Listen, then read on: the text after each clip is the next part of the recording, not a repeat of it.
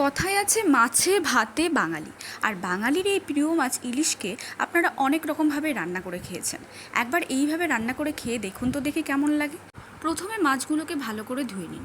তারপরে একটা শিলে কিছুটা পরিমাণে পোস্ত, কাজু, সাদা সর্ষে, কাঁচা লঙ্কা ভালো করে পেস্ট করে নিন।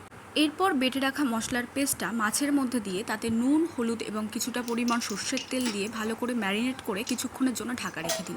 তারপর কড়াইয়ে সর্ষের তেল দিয়ে কিছুটা পরিমাণ কালো জিরে এবং একটা শুকনো লঙ্কা ভালো করে ভেজে ম্যারিনেট করা মাছগুলো দিয়ে দিতে হবে। সাথে মশলা ধোয়া জলটা মাছের মধ্যে দিয়ে কিছুক্ষণের জন্য ঢাকা চাপা রেখে দিতে হবে। কিছুক্ষণ পর ঢাকাটা খুলে মাছগুলো একটু উল্টে আবার 2 মিনিটের জন্য ঢাকা দিতে হবে। তারপর ঢাকাটা খুলে ওপর দিয়ে কাঁচা সর্ষের তেল এবং কিছু কাঁচা লঙ্কা চিয়ে দেবেন। তারপরে নামিয়ে নেবেন। এইভাবে একবার রান্নাটি করে দেখবেন, খুব অল্প সময়ে খুব সহজেই হয়ে যায়। আমার তো ভীষণ ভালো লাগে।